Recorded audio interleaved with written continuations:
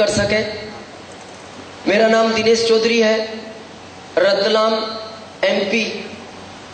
लगभग यहां से मैं 3000 किलोमीटर दूर से आया हूं। एक बहुत छोटे से परिवार में मैंने जन्म लिया।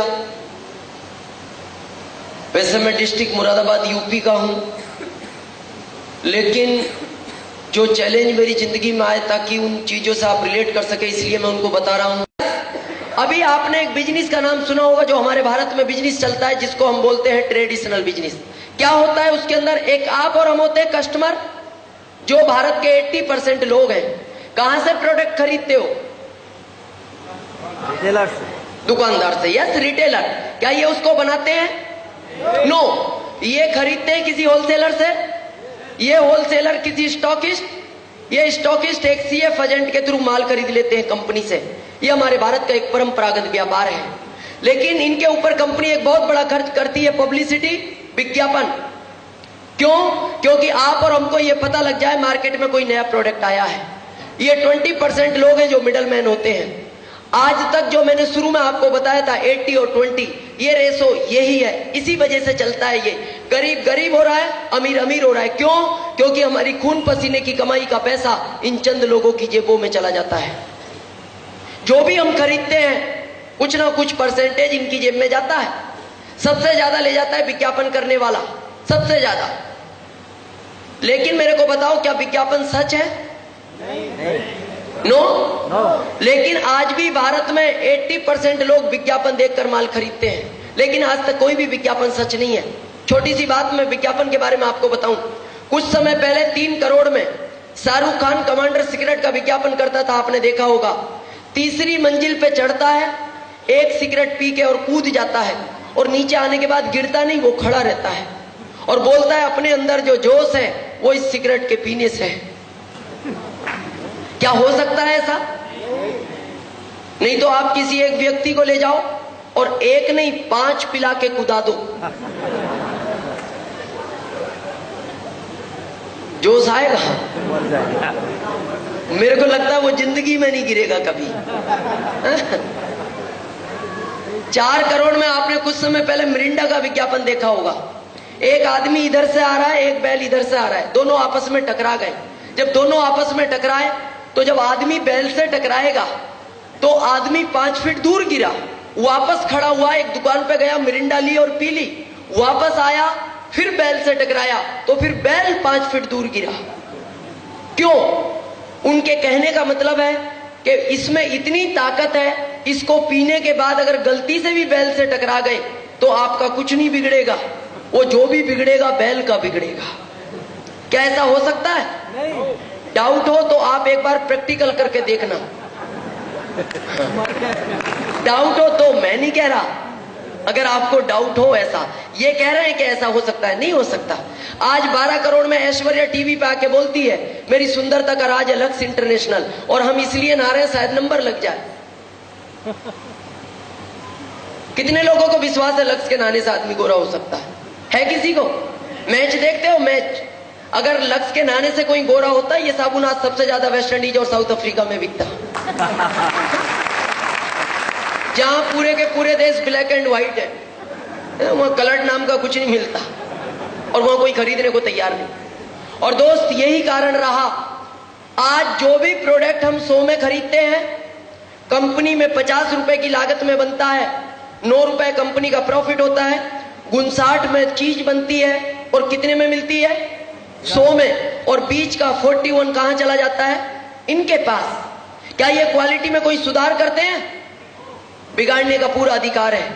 और ये झूठ बोलने का करोड़ों रुपया ले जा रहे हैं। और दोस्त, ये बात आज तक हमारे समझ में नहीं आई, लेकिन ये बात आज के 55 साल पहले अमेरिका के अर्थशास्त्री समझे। उन्होंने कहा इन बीच वाले लोगों को बीच में से हटा दो, क्योंकि ये क्वालिटी में कोई सुधार नहीं करते, इनको बिगाड़ने का पूरा अधिकार है, कोई सुधार नहीं करते। तो वहां की गवर्नमेंट ने कहा फिर इस जनता को माल कौन देगा? कंपनी ने कहा आप इसकी चिंता मत करो, मैं इसको डायरेक्ट माल दे सकती हूं, माल ओरिजिनल मिलेगा क्योंकि डायरेक्ट मिलेगा। बोले इसका क्या करें, ये बच गया, तो वहां के अर्थशास्त्रियों ने कहा ये पैसा इसी को वापस कर दो, ये इसी के खून पसीने की कमाई का पैसा है, और इसी बिजनेस का नाम रखा गया DSM, डायरेक्ट सेलिंग मेथड। मेरे को एक चीज बताओ, कंपनी डायरेक्ट माल दे और बीच का 41 वापस आए और माल ओरिजिनल मिले तो कुछ टेंशन है क्या? नो? बताओ, इतनी सी बात बताने के लिए मेरे को रतलाम से बुलाया गया? ये भी तो बता सकते थे जिन्होंने आज आपको इनवाइट किया। लेकिन पता है मेरे को क्यों बुलाया गया है? प्राकृतिक का नियम है, आदमी का नेचर है, अपने वाला अपने वाले से कभी नहीं समझता और ना समझेगा, कभी नहीं समझता ना समझेगा। आप अपने सगे भाई को कितना भी समझाओ वो आपसे नहीं समझेगा, पड़ोसी से मिला दो 3 मिनट में समझा देगा। नियम है ये, अपने वाला अपने वाले से कभी नहीं समझता। यहां टीचर है, कोई टीचर हाथ खड़ा करेंगे? टीचर, जो भी टीचर हो प्लीज एक बार हाथ खड़ा करें। Thank you. आप इनसे पूछ लेना, इनका बच्चा इनसे नहीं पढ़ता। हाँ, नहीं पढ़ता। ये क्लास में एक साथ 100 लड़कों को पढ़ाते होंगे, लेकिन इनका इनसे नहीं पढ़ता, क्योंकि अपने वाले के कभी बात समझ में नहीं आती, उसे तीसरे के पास भेजना पड़ता है। आज आप RCM की बात करते हो तो लोग आपको बोलते हैं क्या गारंटी है RCM से अमीर बन जाएंगे? आता है ये प्रश्न? क्या गारंटी है RCM से अमीर बन जाएंगे? मेरे को एक चीज बताओ, जब ये बीच का पैसा इनको मिलता था, इनके पास 1-1 करोड़ की कार, 5-5 करोड़ के बंगले, बच्चे विदेशों में पढ़ते थे और 5 स्टार होटलों में रुकते थे। जब यही पैसा आप और हमको मिलेगा, क्या वो सारी ताकतें आप और हमको नहीं मिल सकती? मिल सकती हैं, क्यों नहीं मिलेंगी? लेकिन काम करना पड़ेगा। जो पहले बीच वाले करते थे वो अब हमें करना पड़ेगा। अरे आज ऐश्वर्या दिन भर टीवी से चिल्लाती थी मेरी सुंदरता का राज है, लक्स इंटरनेशनल कंपनी 12 करोड़ उसको देती थी। आप दिन भर RCM की बात करो, 12 करोड़ आपको मिल जाएंगे। लेकिन बताना पड़ेगा। पर बहुत सारे दोस्तों में संकोच होता है, संकोच, हम कैसे बताएंगे, हम तो बता ही नहीं पाएंगे, उसको कैसे कहें? तो एक चीज का ध्यान रखना, ये जमाना संकोच का नहीं है, पहला जमाना संकोच का था। आज के जमाने के अंदर अगर जिस व्यक्ति में संकोच है उसको मंदिर में प्रसाद भी नहीं मिलती, वो बाहर ही रह जाता है। और जो संकोच नहीं करते वो एक बार प्रसाद लेके दोबारा हाथ साफ करके लाइन में लग जाते हैं। अब जमाना संकोच का नहीं है, हटाना पड़ेगा। दोस्त, इस बिजनेस को आज के 12 साल पहले 1994 के अंदर इस बिजनेस की स्थापना भारत के अंदर हुई, और एक ऐसे शख्स इस बिजनेस को भारत में लाने वाले थे जिनका नाम लेते हुए मेरे को गर्व होता है। उनकी जितनी भी तारीफ की जाए कम है, मेरे पास शब्द नहीं है। 1994 के अंदर वो इस भारत के वित्त मंत्री हुआ करते थे। आज करंट में इस भारत के प्रधानमंत्री हैं श्री मनमोहन सिंह जी। श्री मनमोहन सिंह जी ने इस बिजनेस को भारत में लाने की अनुमति दी, और उन्होंने जब भारत में लाने की अनुमति दी तो उन्होंने अमेरिका की गवर्नमेंट से ये पूछा था, इस बिजनेस को मैं भारत में चला तो रहा हूं, क्या मेरा भारत आपके देश की तरह अमीर बन सकता है?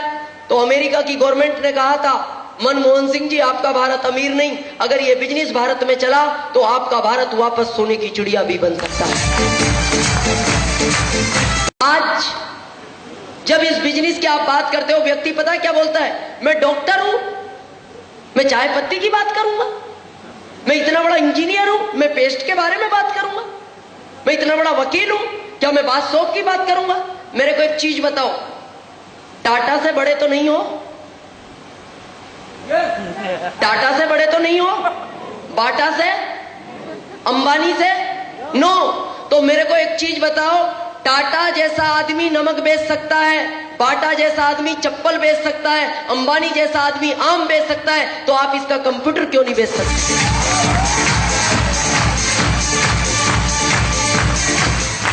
अरे